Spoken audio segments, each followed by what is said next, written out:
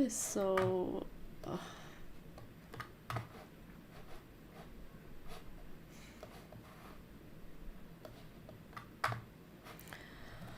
Oh my god, I can't see the chat because I don't have a second monitor, so I'm trying to squeeze everything into my singular monitor. So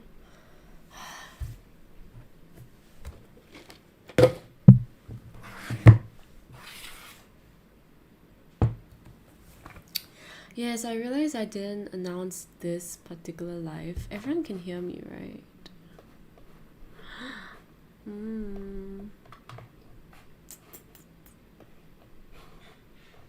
Yes, yes. Okay.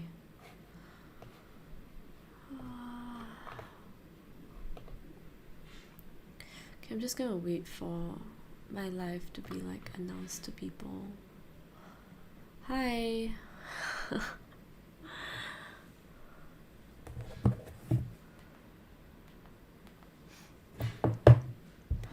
Okay. Oh wow, look at my my hair didn't really dry properly. Yeah, okay, thanks for joining me today. Yeah, I am still figuring a lot of the software out. Unfortunately, I wasn't able to set up my second monitor such that I can see the comments as I, do things on my computer. But I will try and figure that out in time. But anyway, yeah, today's stream is gonna be about solarpunk, which is really exciting for me. I think nowadays solarpunk has been getting a lot more attention, and it's kind of like the time. I think it's a very ripe time for solarpunk to be very much in trend, I guess. I've got a lot of thoughts about trends and culture and everything.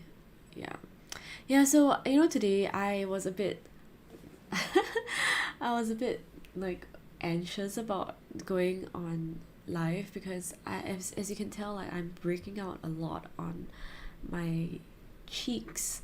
I think this is mostly because I've been wearing the mask out a lot, and I've been commuting to work quite a bit, and it's been really humid in Singapore. That coupled with my tendency to stop drinking a lot of water when I'm stressed, I think that kind of all resulted in a bit of a breakout for the past like 2 or 3 weeks. Yeah, so I'm trying to hydrate.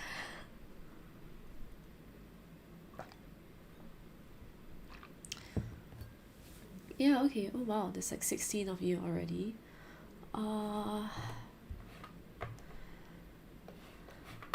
Don't know why the chat isn't really showing on my screen, even though it is showing on the YouTube chat, but that's fine, I guess. Everyone can hear me fine, right?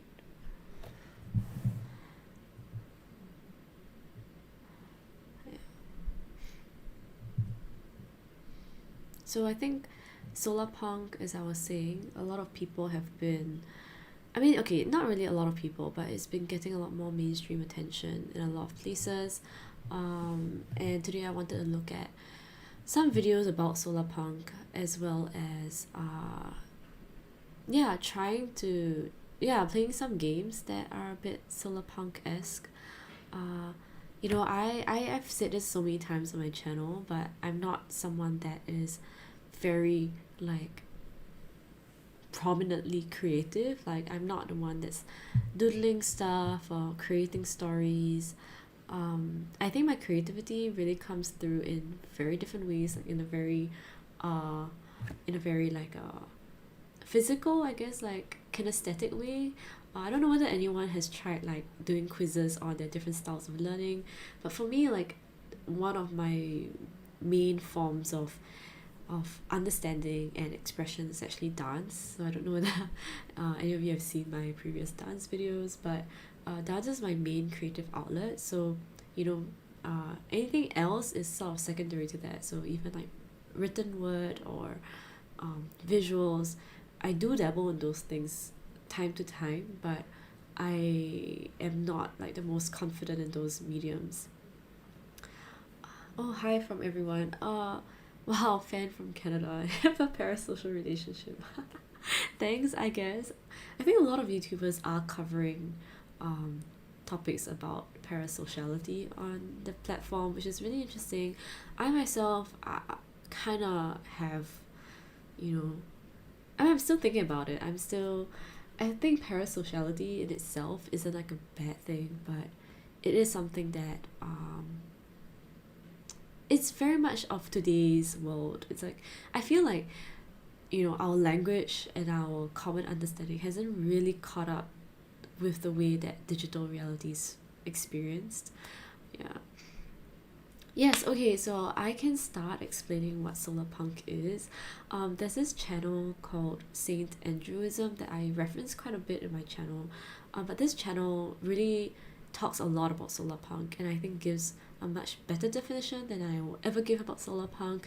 But basically, punk is, a genre of aesthetics and ideas, mainly kind of future oriented, like kind of pushing the boundaries of human innovation and imagination. And punk also it has this like connotation of being a bit more alternative, so it is belonging to like like a very DIY kind of sentiment, like people sort of using this technology and expanding that kind of that technology in a very everyday sense. So, for example, steampunk was mainly based on the technological innovation of steam. So, what would a massive technological revolution based on the the innovation of steam look like? So that's why you get certain aesthetics like people wearing very grimy kind of outfits in a very muted tone, a lot of a lot of metal in the aesthetics, but also a lot of like this very cogs, like a lot of these cogs aesthetics, like people being very handy with tools. So then that was a steampunk, right? And then cyberpunk was about the digital revolution. It was like aesthetics about like robots, AI, about hackers, things like that.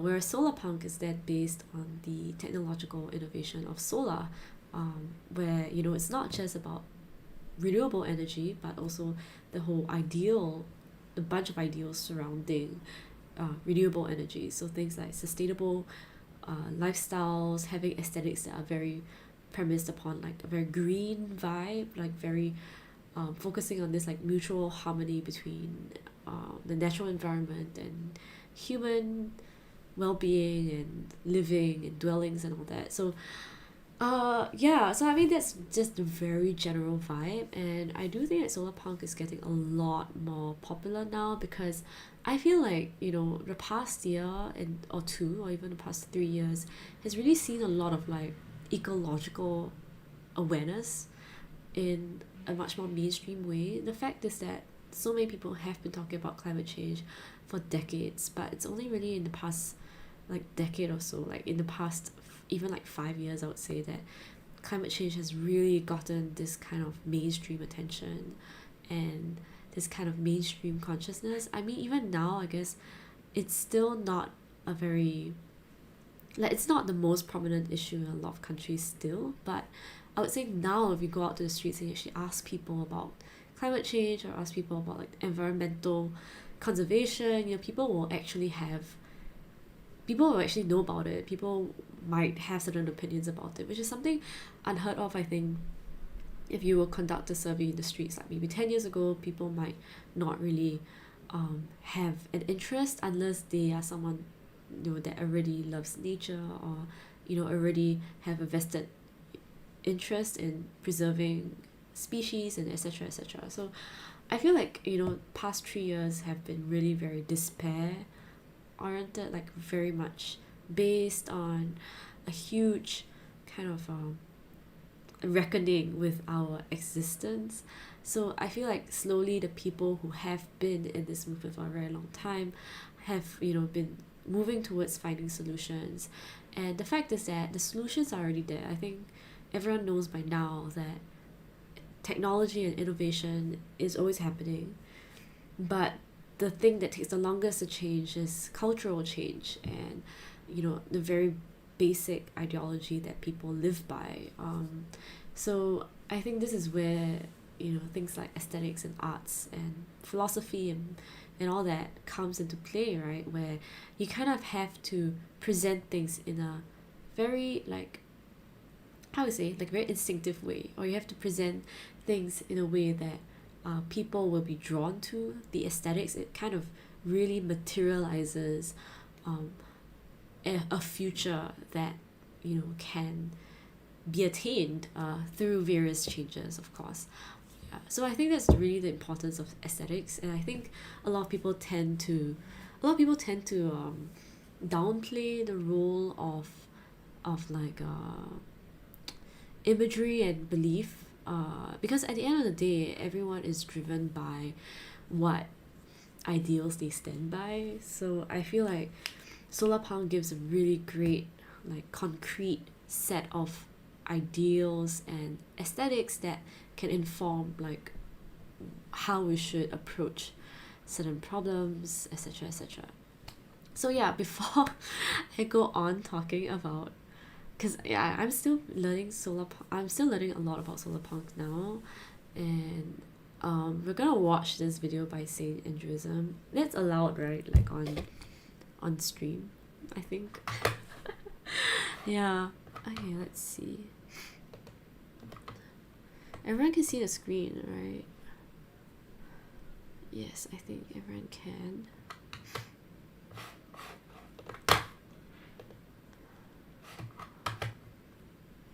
Yes, parasocial means like a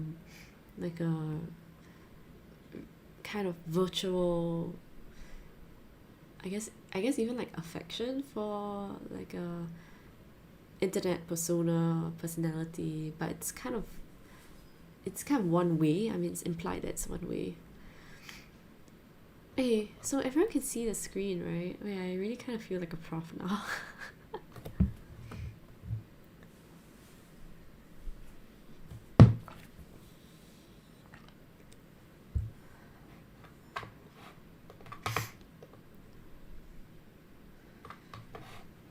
Oof.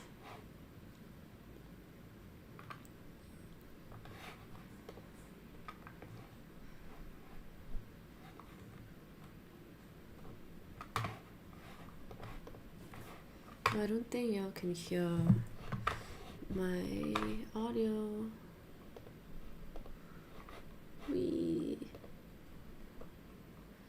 Audio input capture. Audio output capture.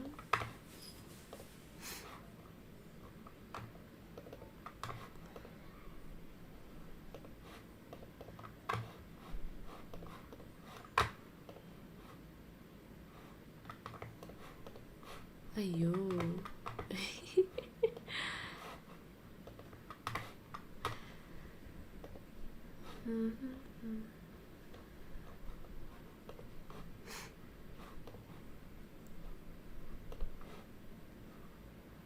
Oh, it should work though. You can see my screen, but you can't hear it, right? Output.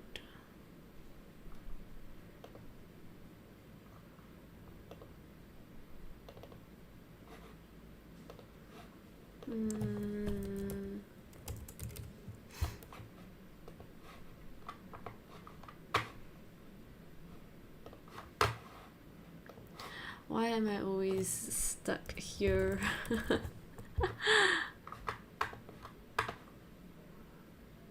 Oh, it should work though.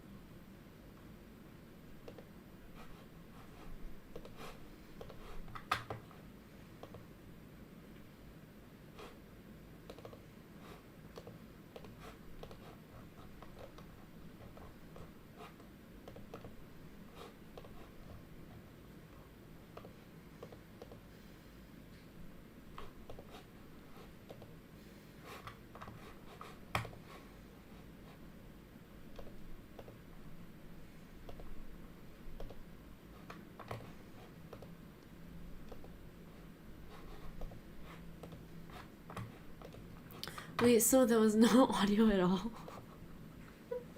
I was under the impression that there was an audio. Oh no. Ah. Thank you for watching. For my patrons, I have a new post up that features a bit of lore from a Solarpunk Caribbean world I've been working on for a short story Does collection. it work I've now? got some new patrons, so thanks to Bilal Shamim, Gabriella Oh no, that was. So the audio was off the entire time. Oh no.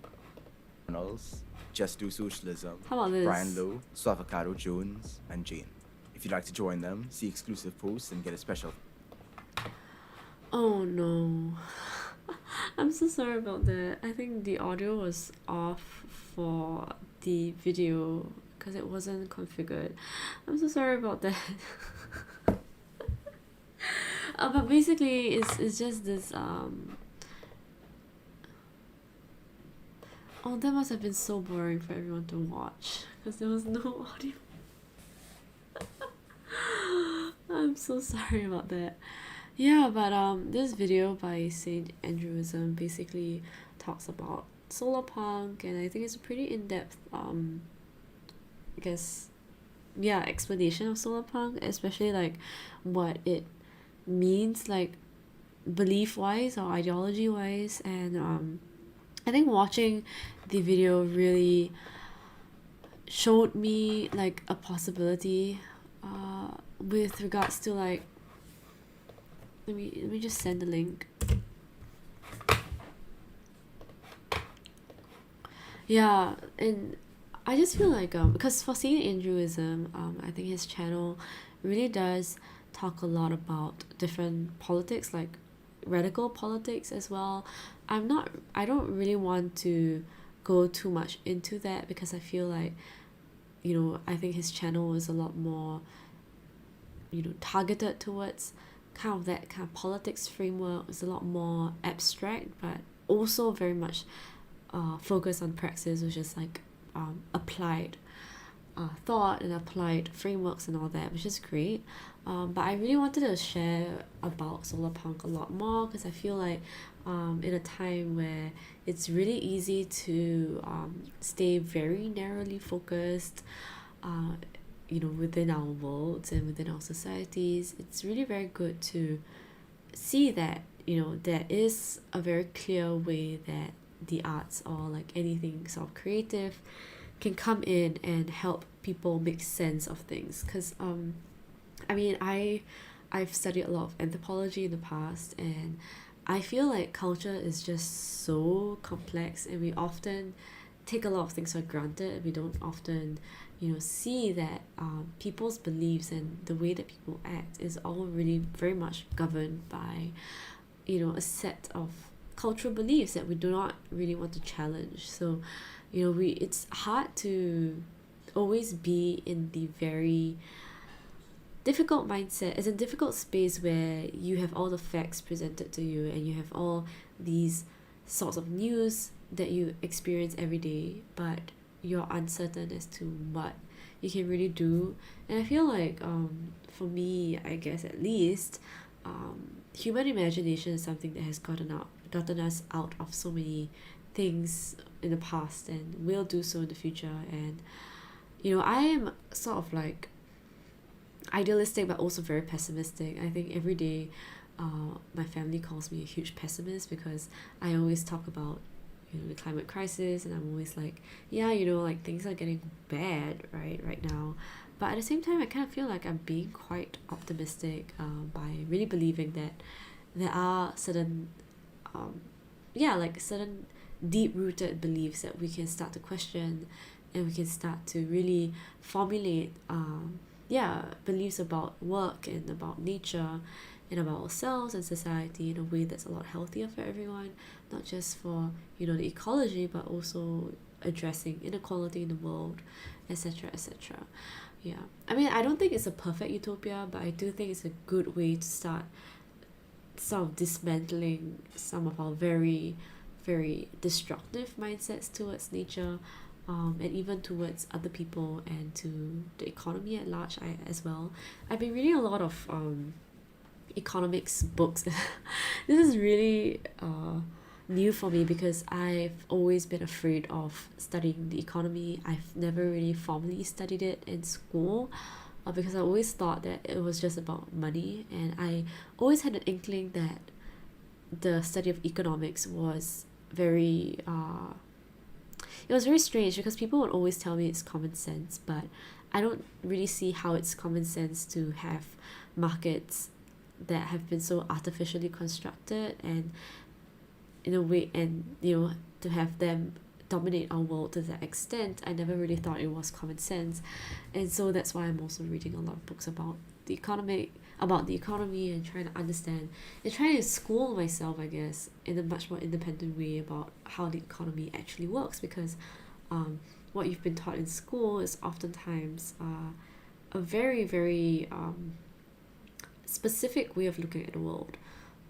and especially so where I'm from here in Singapore. Schooling is definitely a very huge contentious issue here, but I think we're all capable of learning from all these things online. And yeah, so I hope that was kind of a useful introduction to like solarpunk. I apologize for the lack of audio again. That was ridiculous. I don't know why I just always have technical malfunctions, but yeah. So I don't know, I kind of want to have a bit more conversation with everyone, I guess. So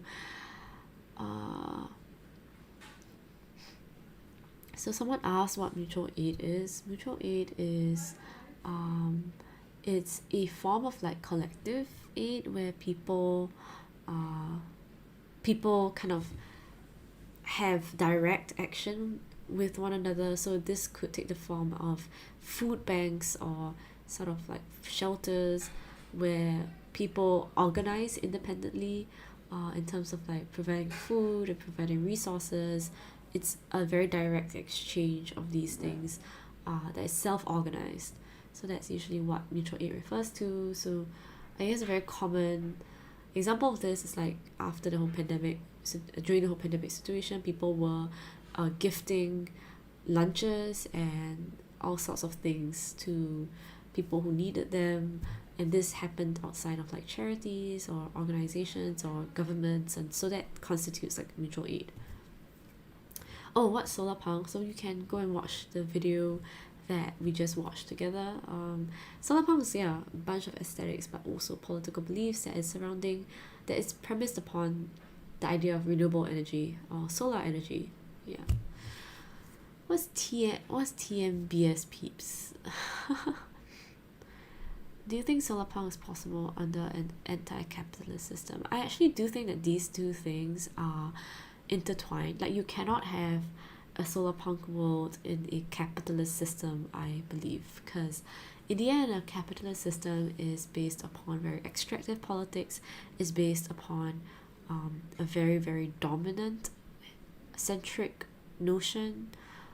So this could, basically capitalism is also based on like very imperialist and colonialist mindsets. So by nature, it is about centralized power and authority. So that's why I think that solarpunk, has this connotation of a very decentralized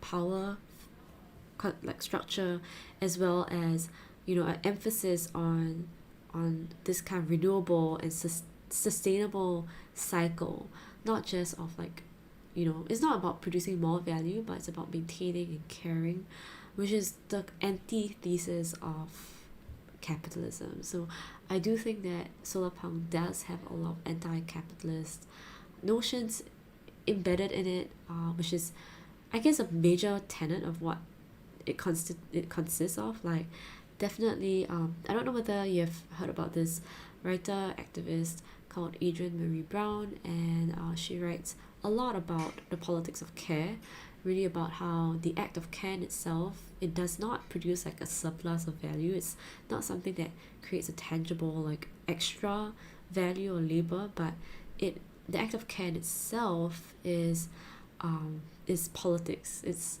about maintaining systems as they are. It's about having this very organic interdependence that, you know, it's self-sustaining.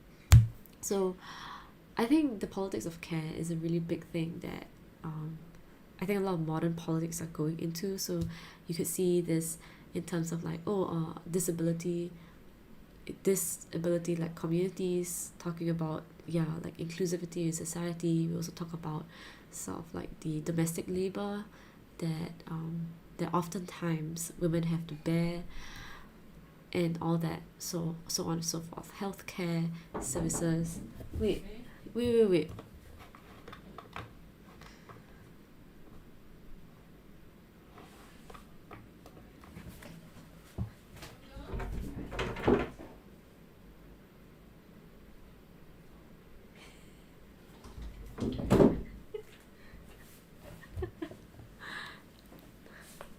That was my sister.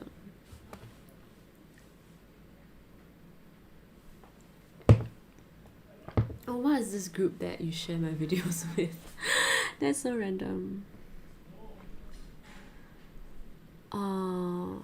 Questions on books. Sure. What questions do you have on some books? It's very random.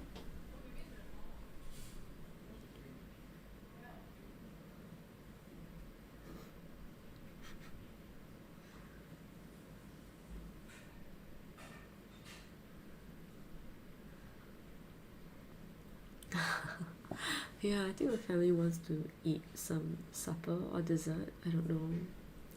It's currently 9:50 p.m. here. So, let me just share my screen.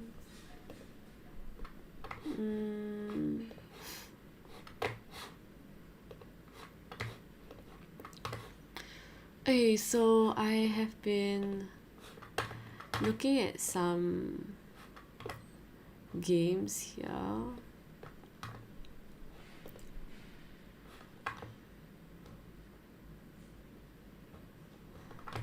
So I've been wanting to try this one. So I found this article that was really quite interesting. I think everyone can see it, right?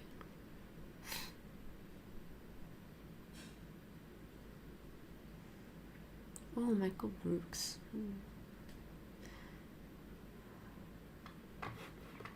So I'm just gonna go through this article. I don't know why the website is so overrun with so many ads. But I feel like it's a pretty good article. So this was published in April 29 this year. Okay.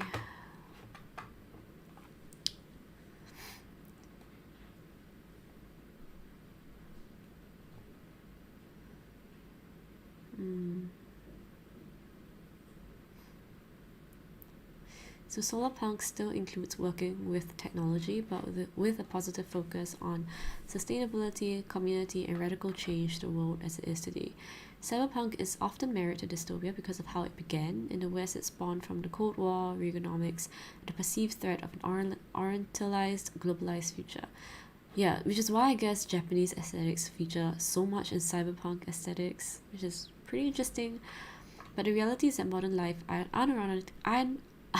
unironically buys into cyberpunk tropes of tech-fueled consumerism and corporate supremacy. So I don't know whether you have seen a lot of cyberpunk aesthetics, but okay, maybe not this. But I'm sure a lot of people have seen cyberpunk stuff. So let's just search cyberpunk. I guess it's gonna be talking mostly about the game. Cyberpunk Aesthetics. Yeah, I should use the yeah. Why is it not on EcoAsia?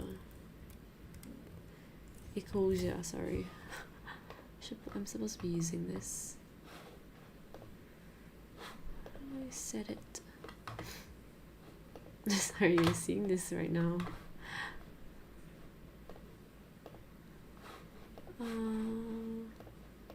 Okay, so Cyberpunk Aesthetics.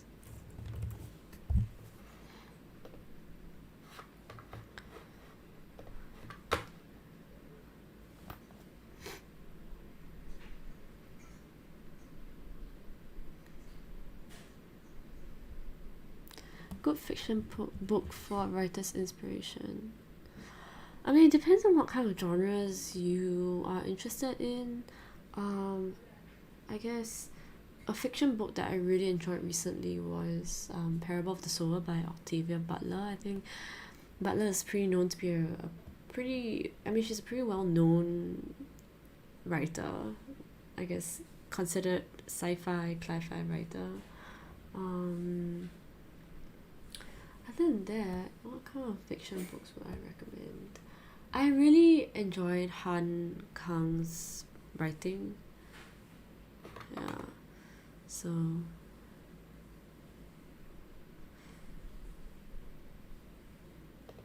okay, so this is like Cyberpunk Aesthetics. As you can tell, like the article did mention like, oh, you know, this orientalized future, very tech centered, very consumerist, very consumerist, really about all these neon signs, kind of tech taking over human bodies, etc.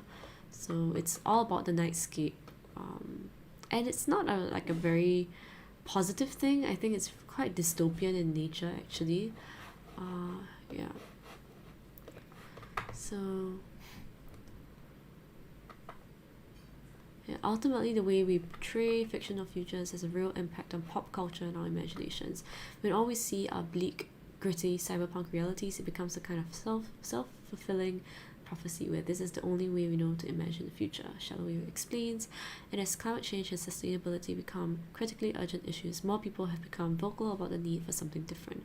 And that alternative is solarpunk, a vibrant young genre that focuses on sustainability, innovation, open source technology, and collective action. The term was coined in 2008 on the blog Republic of the Bees and is, in many ways, a post-cyberpunk idea that emphasizes positive long-term solutions. It's not the grim, dark, machine-dominated future that we're so used to seeing. We already see glimpses, at least aesthetically, of solarpunk ideas in some popular games. Visually, it's similar to the utopian, sun-drenched world of Aurora in Ghost Recon Breakpoint, where tech pioneer Jace Skell introduces a peaceful island filled with creativity, innovation, and sustainable lifestyles. On a more straightforward level, Cities Skylines has a Green Cities expansion. Okay, this is really interesting because I know that where I am, a lot of people cite Singapore as a very solarpunk-esque city. I feel like it's it's a two-faced coin because it's true that Singapore is implementing a lot of green technologies, a lot of green aesthetics, but it is very divorced from the ideologies that are supposed to come with this greening of the city. So in the end, it's like the technology is right, but everything else is kind of swept under the rug. So I would say yes, in terms of urban infrastructure, Singapore is doing pretty well in terms of visualizing this solar punk world, but that's pretty much it, you know. But solarpunk isn't just about recycling and wind power, it also involves progressive new attitudes towards technology that don't involve CEOs calling the shots. In games, it's no surprise that small indie developers are doing the most meaningful work in this area. It's impossible to achieve a new world without also including radical politics, the kind of stuff you're mostly going to see in subculture communities that challenge the status quo, from urban farms to maker spaces and mutual aid groups that focus on hyper-local problems like food distribution, social outreach, and medical help. In a popular PS4 game Creator Dreams, solarpunks.net recently shared a soothing Japanese-themed version of a solarpunk future by user Trix9. Imagine for a moment a world in balance, the description reads, a vision of the future that seeks to offer a viable alternative to a much fantasized dystopia and an idealistic aesthetic where tech and agriculture coexist. The short clip offers up a luminous, futuristic cityscape with wide sidewalks, abundant greenery, and hints of clean energy in the form of a hot air balloon, a throwback to old school sci-fi where dirigibles ruled the skies. Where is this video though? They don't have it. If we can see it here. Oh, okay, we can Global watch it. clothing consumption has doubled in the last 15 years. We can change that. Ad break. When we buy better, we can wear longer.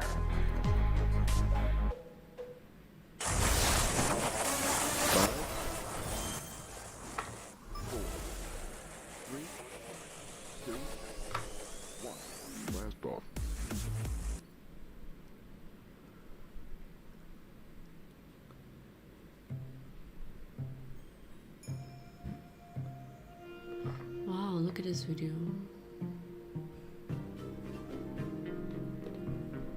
Tricks.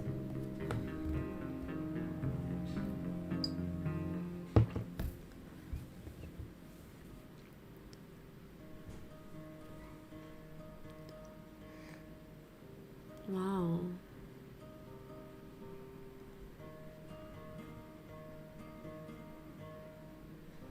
Look at that tree, it's so pretty.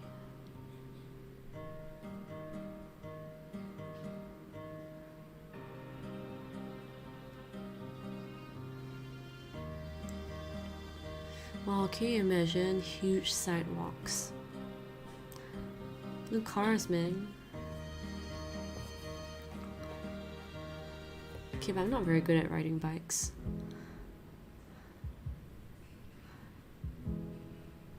This is so nice. Okay, the scenery just changed. Look at that little like what, digital signage at the back.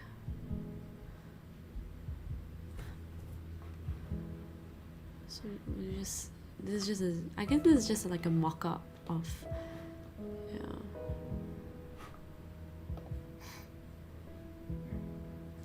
This is like a transport module thing.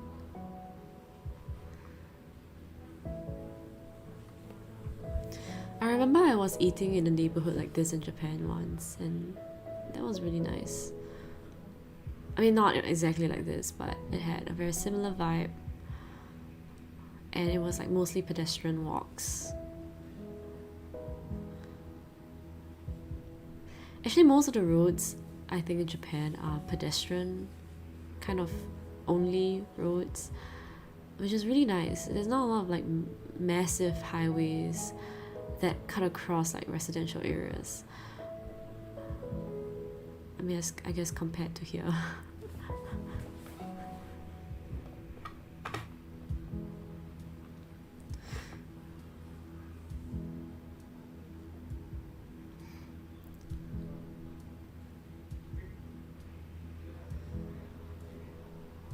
Yeah. Everything's watercolor in the future. That's quite funny. Yeah, I don't really like cars. I find them really, I mean, it doesn't, okay, but it's all about this whole like individual possession of items and all that. I would kind of envision that cars might become somewhat like buses, where they are sort of publicly owned. So what we'll see mostly are like many more public buses, but maybe in larger quantities and smaller sizes. Okay, I think that's pretty much it for the video. It's repeating. Okay, that's really cool. Okay, and exploring the tag on this website shows a lot of these interactive fiction projects, which we will see later. I really want to try this mycelium child thing, a mushroom-laden alien planet that introduces you to slice of life experiences in the community. That's so cool. By the way, like I just read this book called The Entangled Life, I think by Merlin Sheldrake, and it's such an amazing book about mushrooms.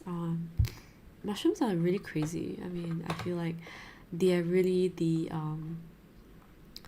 mushrooms are really gonna be like, I think the you know, rather than thinking in a very plant way, thinking through like myceliums, like mycelium networks, and kind of like the mechanics or diversity of myceliums, that just has a lot of like imaginative potential. I think that would be super cool.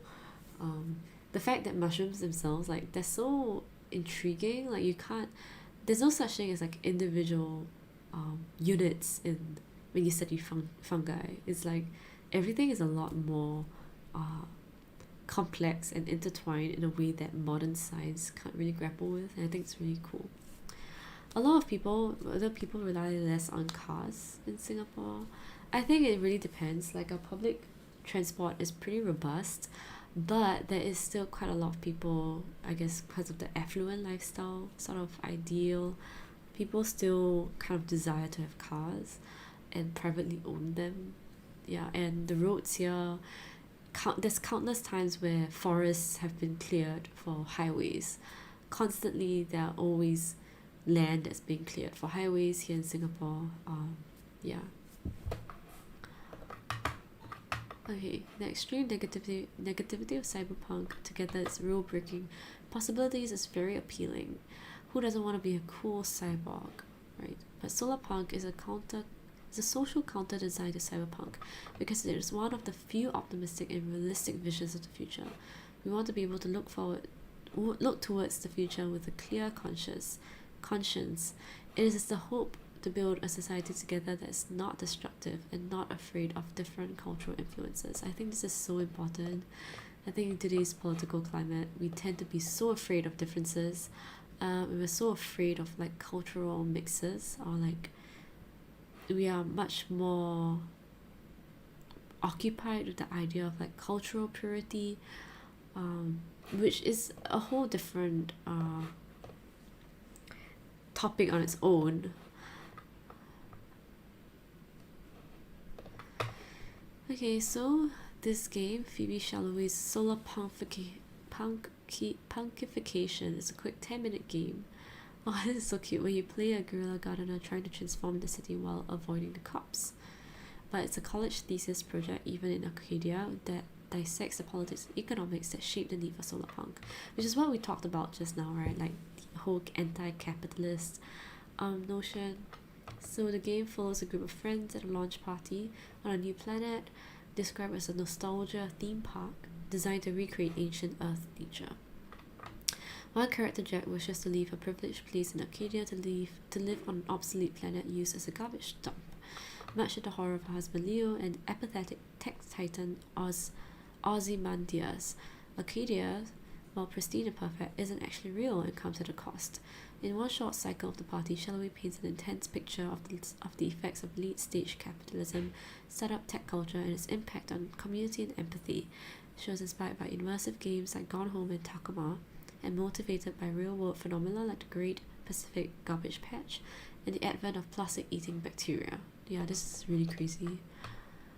You know, actually thinking about this, recently I just watched the movie trailer for WALL-E again, and it really just astounds me that WALL-E was created like a really long time ago. I think it's more than a decade now that WALL-E was first published, and I kind of want to rewatch it because I feel like watching it now would have such a different impact in terms of like seeing its critique of consumerism and about like materialism, etc., and the kind of extraction and like this imperialist notion, right, that they all kind of move out to another place in space, and humans are kind of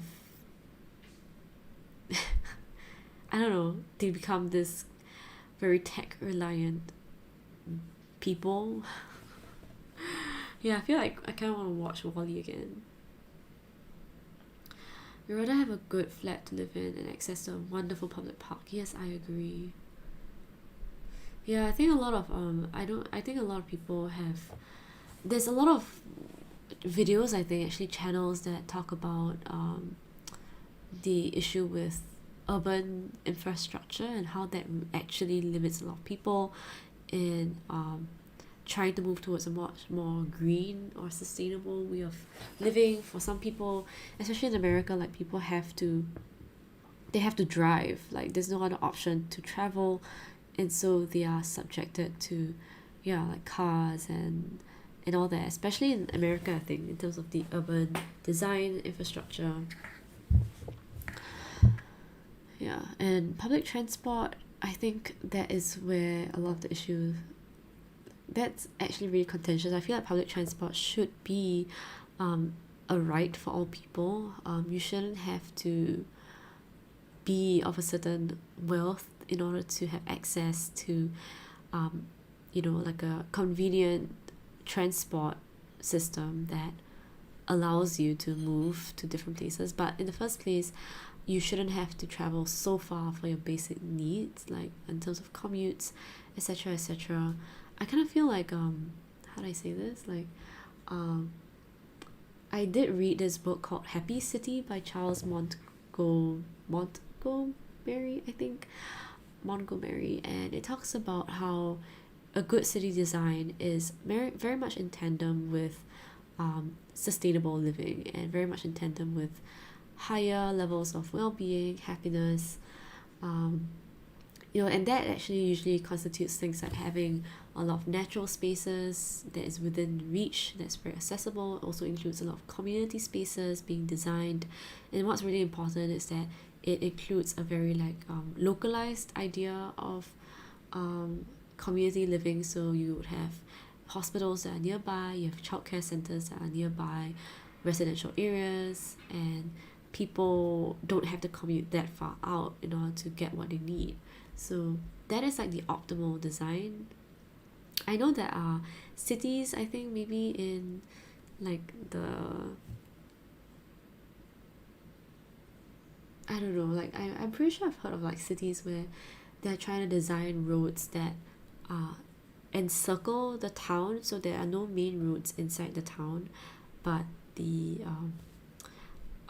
roads are outside, and that has really given a lot of benefit to younger demographics as well as the aged demographic, because it just makes walking and traveling within the town so much safer for everyone because you remove the cars.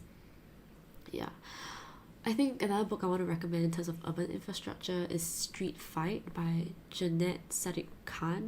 I love this book so much. I think it's one of the best books I read, I think back in 2019, when I had this huge phase in urban studies. I was reading a lot of books on urban studies, so I would very much recommend it. Let me go and find the book for everyone. Like,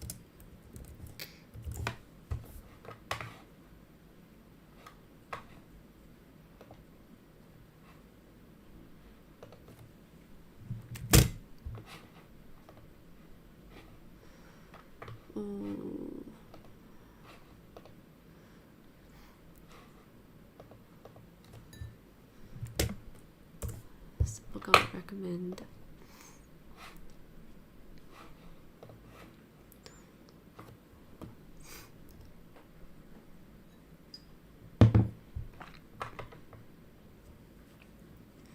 I kind of hope that we can, in terms of resource extraction, we really have to move towards like a complete circle of like closing the circle of production. So even for clothes, we can actually just stop producing clothes. If you think about it, we have more than enough existing material to to upcycle clothes or to refashion clothes.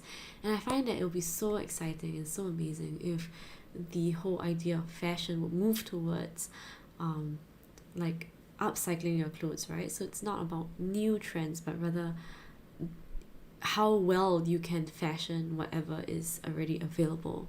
And I think that would be really cool if that becomes like the motivation for what's cool. I just want to talk a little bit more about like, I guess, what is considered cool or trendy. I know a lot of people really hate this like idea of making things mainstream, but I do think it is pretty important if we want people to opt into moving towards like a much more sustainable and clean green movement is you kind of have to make it cool to people. And you know, I do think you have to appeal to people's like sensibilities in order to get them to see things in a way that's desirable.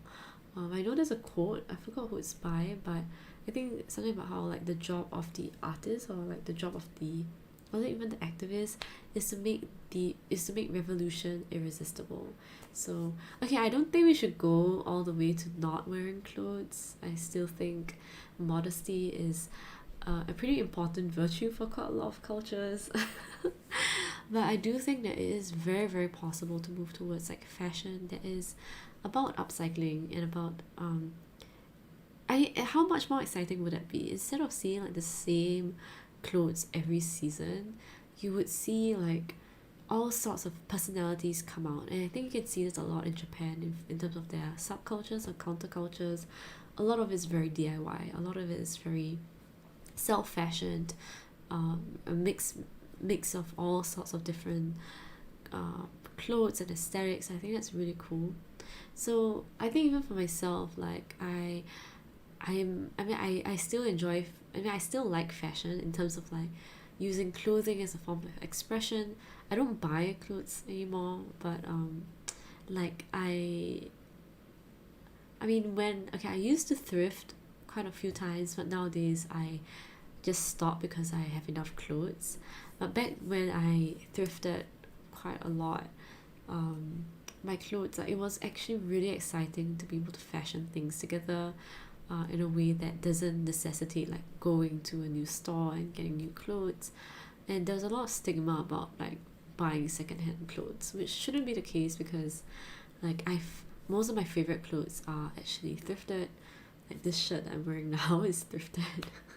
I think about half of my closet is thrifted, and another quarter is like taken from other people, and then the last quarter is just things I've kept for a long time. Yeah, so super block infrastructure design made by women in Barcelona. That's really cool. I would love to see that. Let me see. Super block.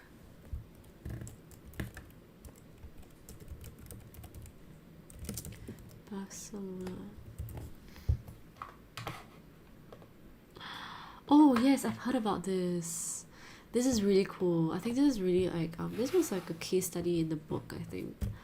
Yeah, and that how it really emphasizes this like community centric design, and it's actually really possible to enact it right now with current infrastructure. You don't actually have to remodel everything. Yeah, that's so cool. I love that. So how it works is that, you know, within a certain block there are no cars, right? So within these 9 blocks there are no cars that are allowed inside. So everything here is like walkable, and then the roads are on the outside. So I think here they show that. So here, like, I think, okay, wait, so your cars can still go in, but they're limited in terms of the speed. And these are the roads where you can have the normal driving speed, I think. Yeah, I've read about this. It's really, really cool. I feel like, yeah, it's really possible to enact this. It's just about zoning the blocks. Wow.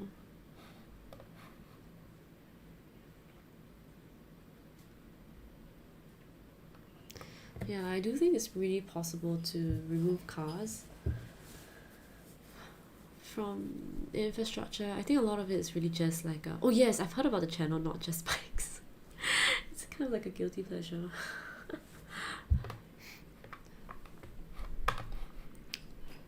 Okay, let me just continue. I've been sorry, I'm like so distracted reading this article. Not even done yet. Okay.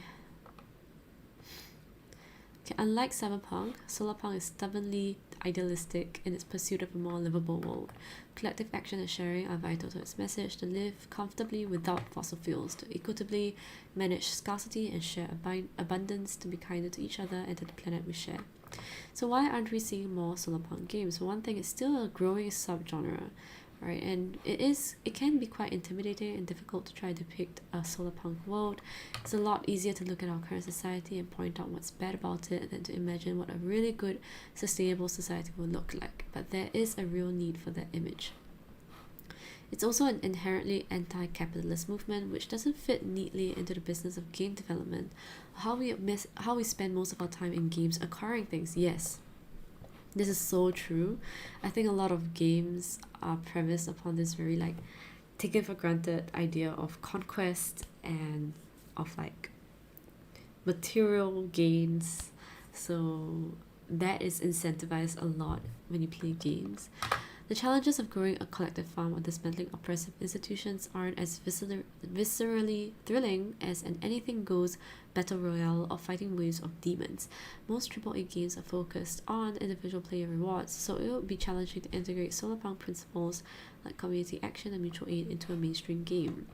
For devs and players, Cyberpunk lends itself especially well to game environments. The moody megacity, neon lights drenched in rain, and high-tech mechanics are easily recognizable symbols for a dystopian future where it's easy to slip into the role of an anti-authoritarian outcast. More importantly, Cyberpunk is founded on capitalism and conflict. Its visual language serves to illustrate how mega corporations rule the world.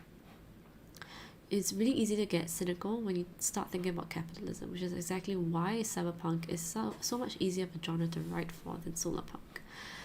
Despite its optimism, Solarpunk isn't necessarily all sunshine and roses. It can bring conflicts and even aesthetics of cyberpunk into its world building too, and have characters and settings that reflect those high-tech capitalist values. The difference would be that Solarpunk would not fetishize those characters and settings, it would use them as a foil, an antagonist, or something to work away from. It needs to emphasize building something new and different outside of the cyberpunk world. On the bright side, there are already more hints of socially and environmentally responsible messages creeping into more games. Narrative-driven indie games, Venice 2089, that sounds so cool, is set in the titular city where water is reaching critical levels. Yes, oh my god. Crafting survival game Commonhood, currently in development, digs into social economics as the player rebuilds a post-crash community in a way that harmonizes with the environment. That's really cool. It's here. Let's watch that. Okay, let me just finish reading the article.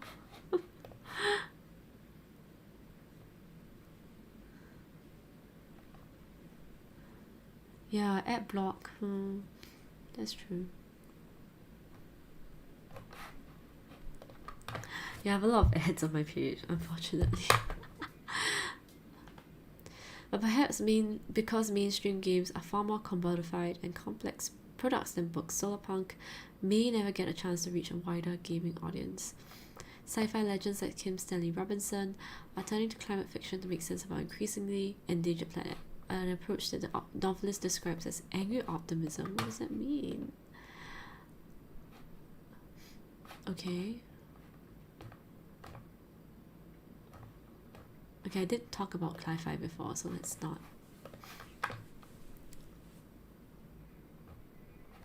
Oh, okay, I think that's the end of the article.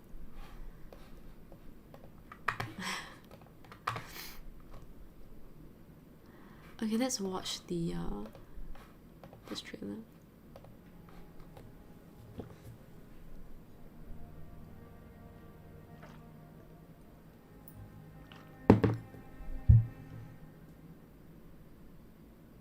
I never thought that I would come back to this place.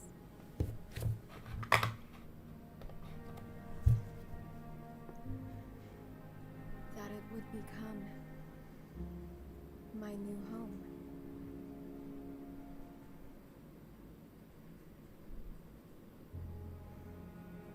Wow. You showed me how to make things with my own hands. Insisted that it was important somehow, in case I ended up alone. I guess you were right.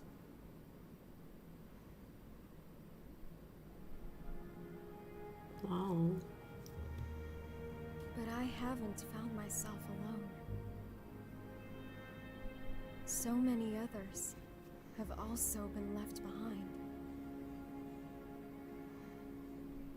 And although everyone here has a different vision of what this place could become. We all agree that just surviving is not enough.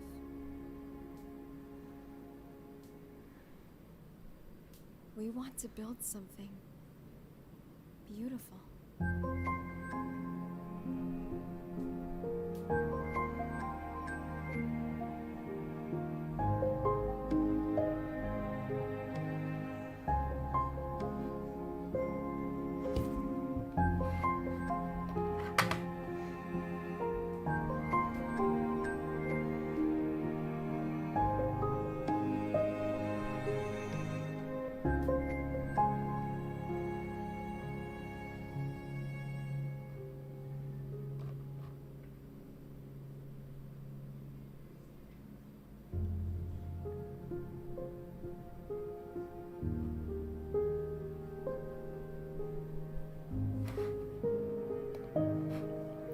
Wow, this game was really good.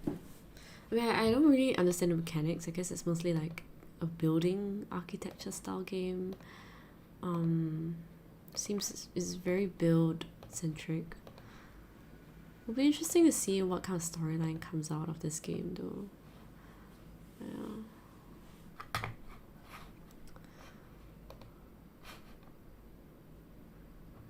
Wow, I think this is cute. It's kind of a narrative style game. Okay, so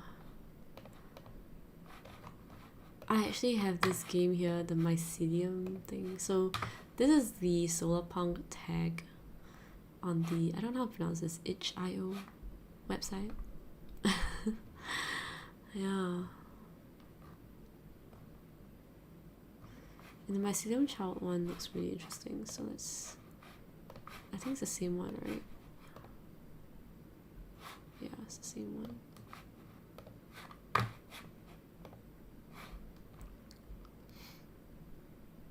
Okay, let's try this out. I'm not very good of a gamer, so let's see.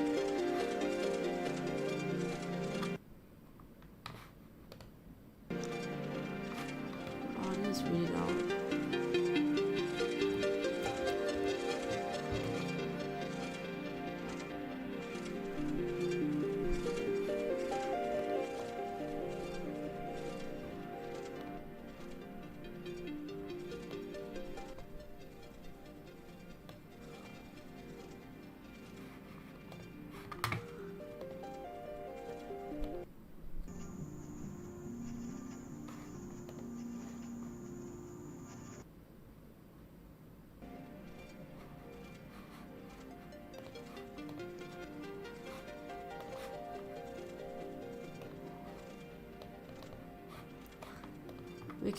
Wait, can you all hear the audio?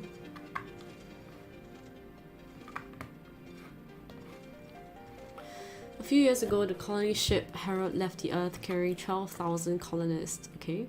Billionaires, fossil fuel executives, retired dictators, celebrities, and just enough laborers to serve them. Anyone who could afford to get away or work for someone who could. Their purpose was to find a fresh new world to feed to the undying appetite of human expansion. Okay.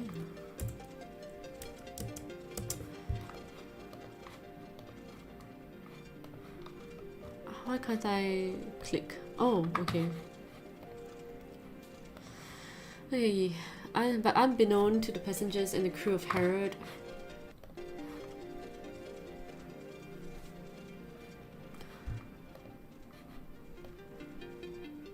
is audio too loud? A group of 73 stowaways, including yourself, hid on the ship, attempting to escape poverty and subjugation on Earth. You remain hidden, exhilarated, and terrified until one day you were discovered by the Herod security forces. The captain of Herod, knowing that the ship was too far from Earth to bring you back, instead chose to dispose of your group, along with a meager collection of supplies, on a small but habitable moon orbiting the gas giant Gliese 876c, renamed Enare by the stowaways. Oh, by the stowaways, the planet, the audio is fine? Okay, awesome. Okay, the planet is abundant with life and resources. Though no large animal exists on Enare, it's teeming with small insect-like animals. Crustaceans and I can't pronounce, cephalopods. Oh no. Yeah, I resized it.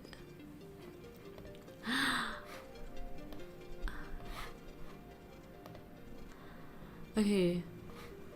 I can't pronounce that. Cephalopods that live on the land and in waterways. The most striking feature of Enare is a massive mycelium network that laces through the entire moon, which sprouts enormous mushrooms across the landscape.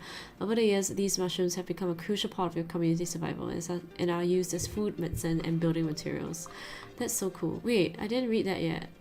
Although it's unfathomably tough at first, several years have now passed since you were stranded at NRA. Far from home, you and the other stowaways have created for yourselves a life of peace, authentic abundance, free from the violence and selfishness of the world you all came from.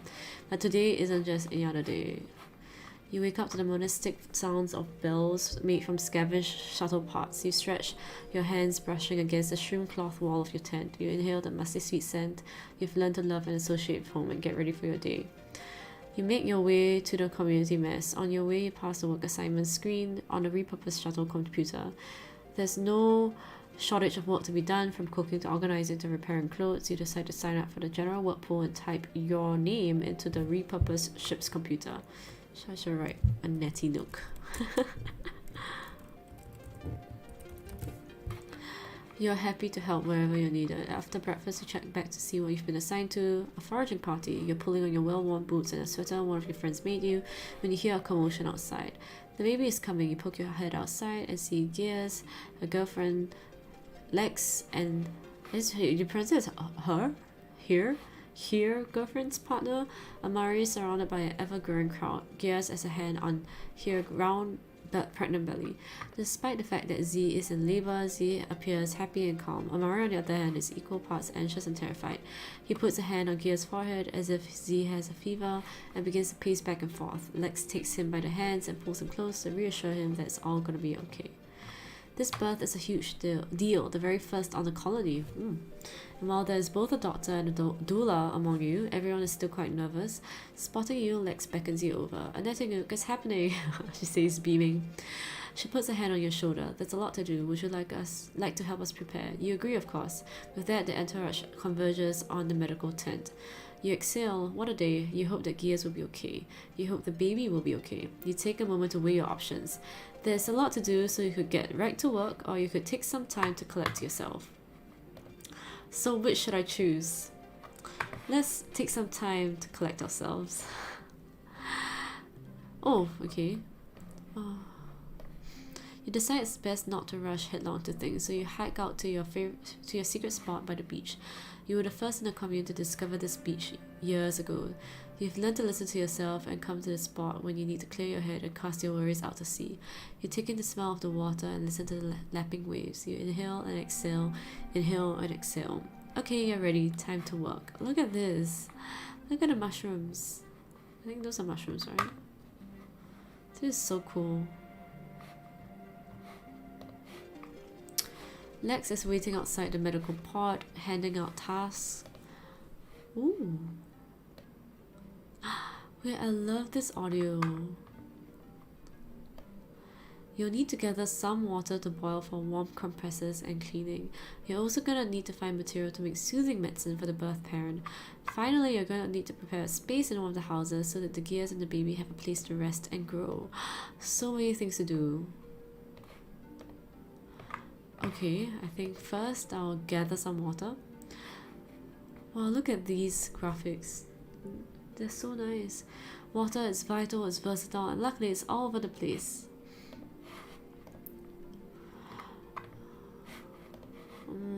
You know there's a little water left in the supplies from the Herald.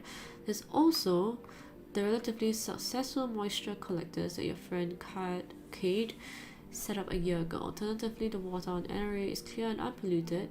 There are plenty of rivers and lakes very close by that you can pull water from. That is so cool. Which one should I... Where should I go? This is 3.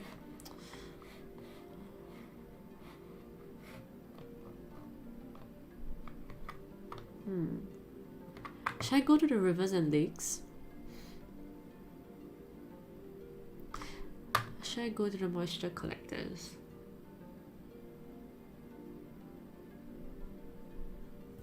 Then I'll go to the moisture collectors. Wow. Okay, you make your way to the moisture collectors, and sure enough, your good friend Kate is there, fussing with some tarps. You greet them and tell them the news. Although Kate is happy for Gears, something appears to be bothering them. So you take a moment and ask if they're alright. Thanks for asking, Kate sighs. It's just me and my pod back on Earth lived on an old farmland in the southwest. I must have set up 10 or 15... Oh no, I chose the other one, sorry. I must have set up 10 or 15 of these moisture collectors with them. I'm glad to be part of what we're doing here anyway, but I miss that family too. That's so sad. You give them a quick but sincere hug. I'm really grateful we're here, but I understand. Come find me when this is over. Maybe you can tell me stories about your old pod. Kate smiles at that and helps you pump water off the collector into a couple of jugs, and you make your way back. Wow, okay, so we gathered some water and we met Kate. That's very cool. I was hoping to see what a moisture collector looked like, but that's fine. Okay, time to make some medicine. Wait, I love this. They're like glowing. Well, the doctors will take care of Gears and her baby. During the birth, you have to make sure that Z is stocked up on medicine. I love how they're using like gender neutral pronouns. Yeah. Is stocked up on medicine to take care of herself in the weeks that follow. There are beautiful herb gardens that will have what you need. You also know that scientists have found several local mushroom species with soothing and healing properties. Or you could dip into the stash of medications that you pickpocketed off of one of the passengers of the Herald before they kicked you off. Oh, this person is pretty badass. Okay, I'm gonna be really biased and choose the mushrooms. The mushrooms of this planet have provided life, safety, and joy to you and those who you love. You head to the beautiful crystalline caves of Enery, where you know the healing mushrooms grow. You listen to the drip of water from stalactites and watch the ripples spread across the surface of a great, dark lake. Once you've gathered what you need, you take a moment in the solitude to breathe. I love this. It wasn't easy getting here, but you did it. You all did it. No more wage slavery, no more pollution. Even though it's not where you had thought you'll end up, you know you're exactly where you're meant to be.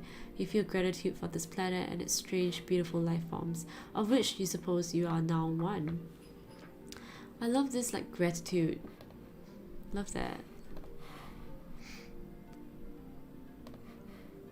Content, you begin the trek back home. Now we have to prepare space. Wow. Zayla has graciously offered to clear a part of her shelter so that Gears will have a clean, private place to rest and raise the baby. You head over to Zayla's shelter to meet her and Midden, one of the commune's best builders, to take a look at the space. The space is clean and cozy, but otherwise completely empty. What does a new parent need? You ask Zayla and Midden. Well, says Zayla, a crib, a bed, somewhere to keep clothes, maybe a container for water. I have to build all that? Me too. Don't worry about that part, says Midden. Back on Earth, I built enormous sculptures out of junk. I can do a lot with just a little. I just need you to get some raw materials. Good luck. Okay. So, oh thank goodness, I say with relief.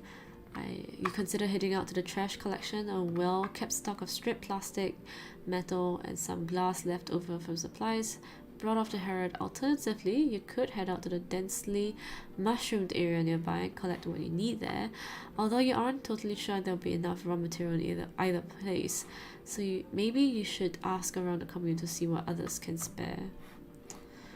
Yeah, maybe I want to talk to more people. You're a little worried that there won't be enough material in the trash collection or the mushroom forest, so you decide to go door to door, asking other people in the commune what they can spare. Everyone's more than happy to give what they can. Wow! What a foreign feeling. And you end up heading back to Zayla's with a useful assortment of old metal and plastic left over from the Herod, and some newer materials made of native mushrooms and other plants. Midden looks over the assorted bits you brought them and smiles. This will do.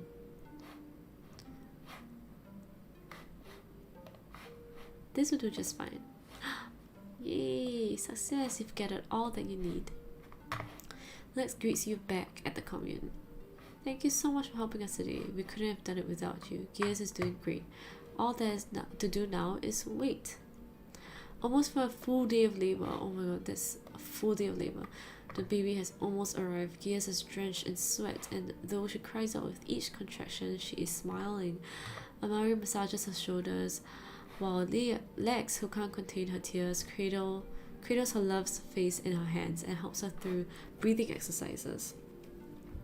You help where you can, fetching things for the nurses, offering Gears sips of water and wiping her brow. After almost 3 hours of pushing, you can see the baby's head. After 2 more contractions, with a mighty push, the baby is born. The nurse puts the child umbilical cord still attached into Gear's arms, and the family all embrace each other, full of joyous tears and laughter. You lean in to take a look at your new friend. Look at the baby! Using a mixture of resources left over from the Herod and resources made right here on NRA, you help facilitate the birth of a very healthy child. As the child grows, you begin to notice that they seem specially adapted to surviving in the environment of the moon, and each subsequent generation becomes hardier than the last. Musical, passionate, intelligent, the child represents a brilliant future for NRA. They grew up to be a leader and inspire everyone around them to push themselves to be the best that they can be. 1,000 years later, your commune has grown into a thriving collection of societies, each unique but all working together towards a common goal of well-being for all. Technology on the moon begins to advance, and soon these new humans will be able to return to the stars from whence they came. What will they learn and what will they teach? Wow.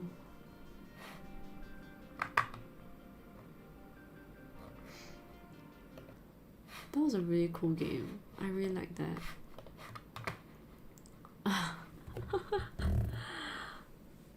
Wow. That was super fun. I actually really enjoyed that. And I really liked how it was kind of like queer focused and also very much focused on this very like how you say, collective based, mutualistic, optimistic thing. It was very feel good. Like I liked that. I enjoyed that.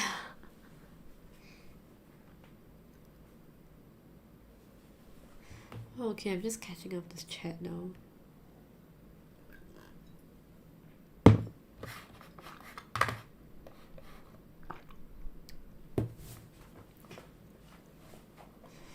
Yeah, I think it's really amazing, like the article that we read just now. I kind of feel like it is kind of hard to create very solarpunk-esque narratives precisely because it is a lot easier to critique and extrapolate really disaster stuff rather than to, you know, radically imagine like a very positive future. So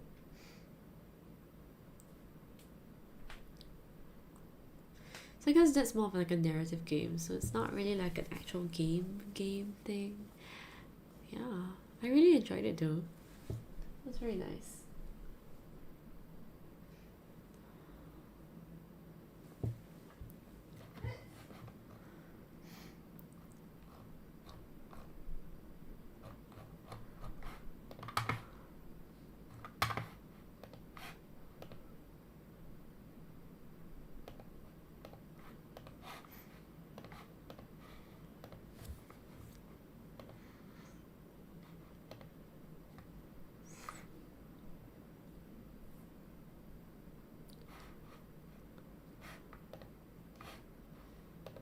Okay, so yeah, let's just browse, I guess, a few more.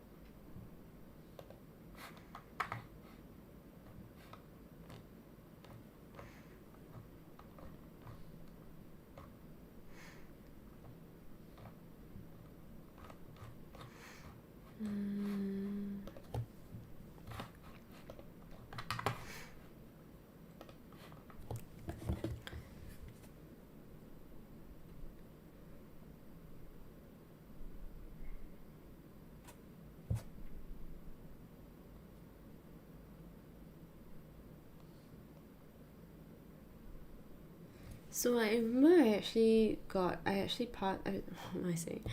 I actually like saw this like solarpunk competition that was really cool. Let me find the link for it.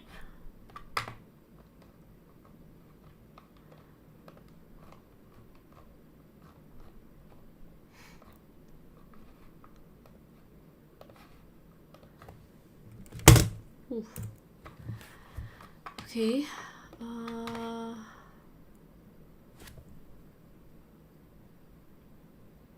Yeah, I haven't been checking my Instagram as much lately. I just don't really enjoy being on the platform as much. So, yeah, I'm so sorry if you all have sent me messages like via email or IG, but I'll get to them soon.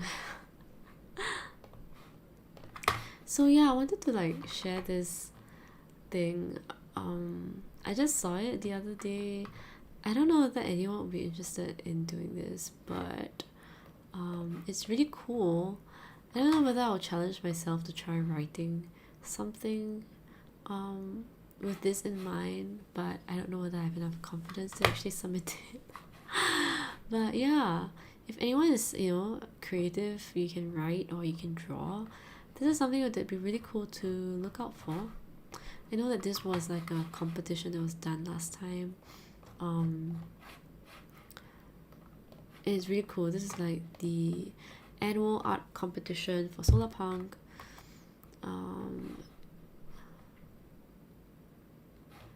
Yeah, and it's so cool.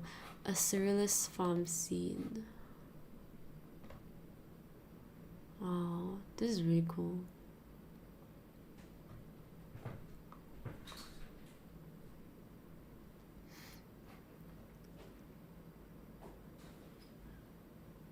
Wow, look at that.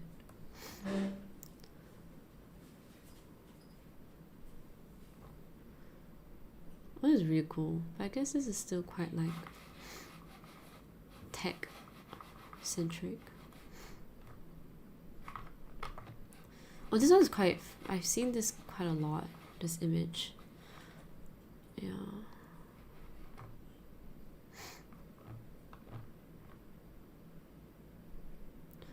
This is so cool. Look at that.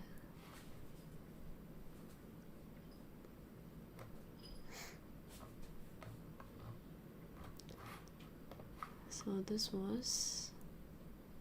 Okay, so this is not Solarpunk.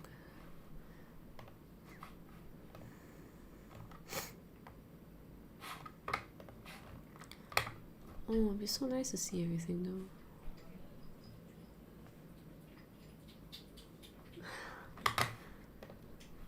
Okay, yeah, so this one is really cool. I'm actually thinking of buying some of these anthologies, especially this one. Not on Amazon, I guess, but just search it out.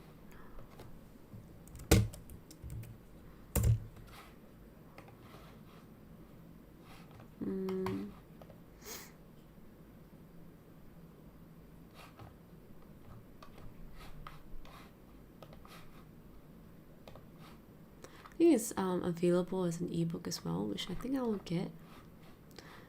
This one. Yeah, I'll be super interested in reading this, so I'll share this link with everyone also.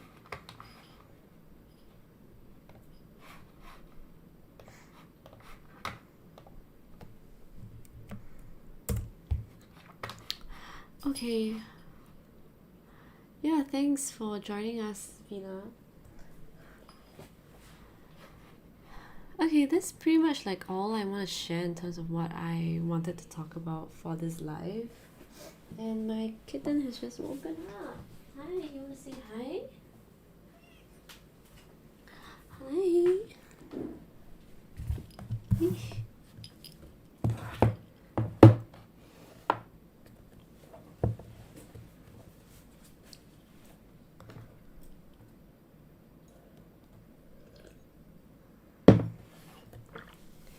Oh. Okay, So yeah, I mean that's basically all I want to talk about Solarpunk. Really just talking about the aesthetics and some of the games that are inspired by it. There is this game that I want to try called A Short Hike. Maybe sometime in the future where it's just more of a purely like gaming stream rather than something that's a bit more like talking about a specific idea. But yeah, I hope this was interesting for you all. I know that I'm trying like some new formats. I used to just do like sit down and talk streams with everyone, but I thought those would be pretty fragmented if I didn't plan them in advance. So yeah, I hope this was kind of useful and informative for a lot of people. Yeah, I'm not too sure whether I can do like cooking streams now that my equipment is pretty much like set in place. Yeah, and this my kitchen is not really in the best state to be cooking and streaming at the same time. So that's that. So yeah, I mean the chat seems to be pretty active. I mean, I think 2 people are talking about leaving their jobs. Traveling full time, that's really quite impressive.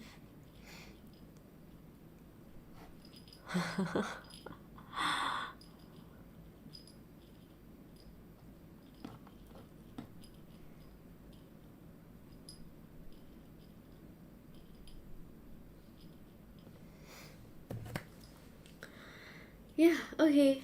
So I think that's I mean unless anyone has questions for me, I think the stream will be pretty much coming to an end because I don't really have anything else to say. But if anyone has any questions, I'll be more than happy to answer those. But if not, I will try and come up with more themes and ideas for subsequent streams. Yeah, I'll see whether I can do some cooking. We'll see.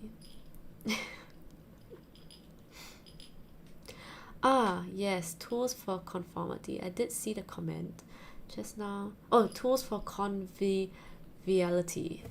I thought I read it as conformity. Let me go and search it up.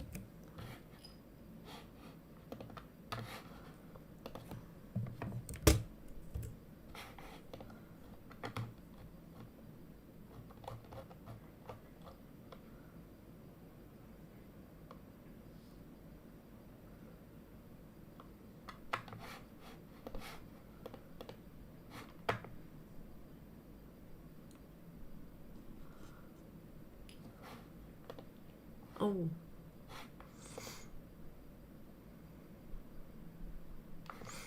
Oh, the proper use of technology. Deschooling society. Oh, okay.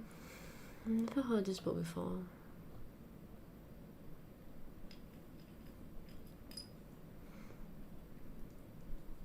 Sounds really interesting.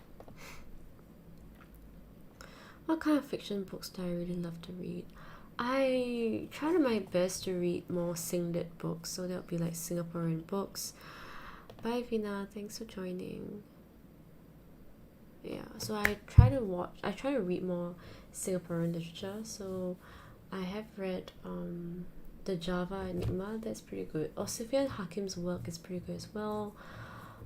Generally I would get them from like Ethos House. I don't know whether you know them, they are local publishing here. And I tend to read a lot of short stories based in Singapore. So that's most of my fiction diet actually. I don't read too much fiction, although I am trying to change that. I really enjoyed Han Kang's work, and recently I've been trying to get into Octavia Butler's work as well, which I'm really enjoying. So that's one realm I am reading. I also really enjoyed Kim Stanley Robinson's book, the recent one on the Ministry for the Future. Oh really? Did my audio just disappear? It seems to be doing okay on my end.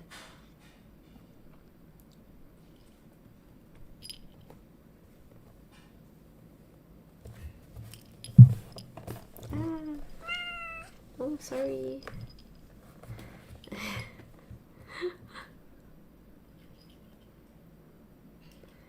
Can you hear me?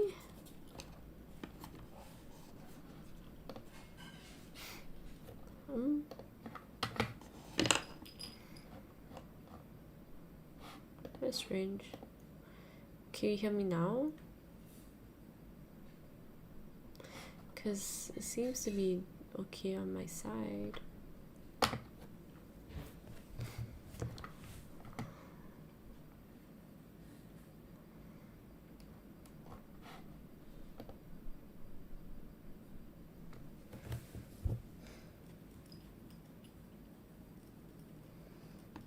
Yeah, I think my audio is fine.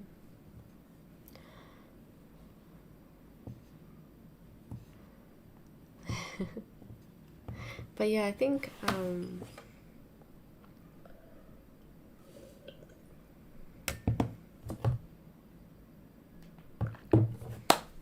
yeah.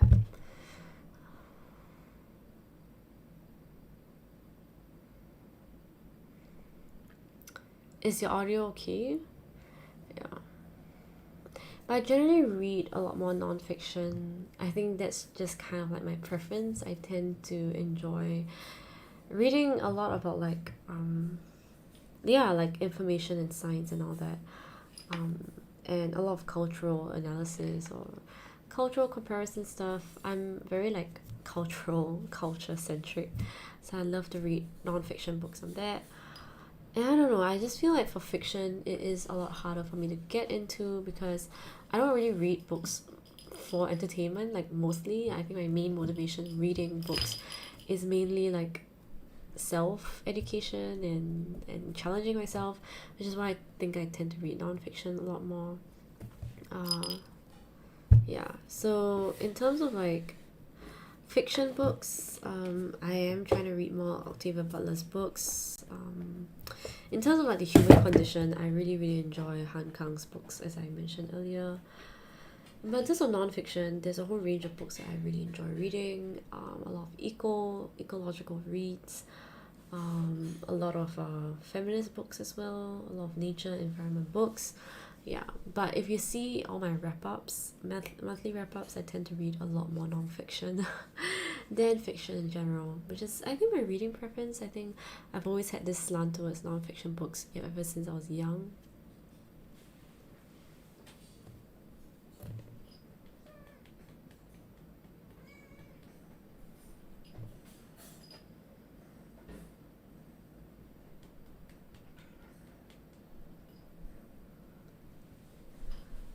Yeah, so I did study anthropology as my undergraduate, so I am very much into the whole like nature, as in culture, understanding of culture and all that.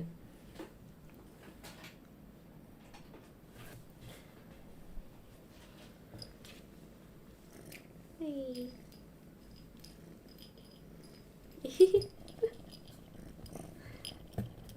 You wanna say hi to the camera? I guess not. Where are you going? Where are you going? Why are you sitting in the corner like that?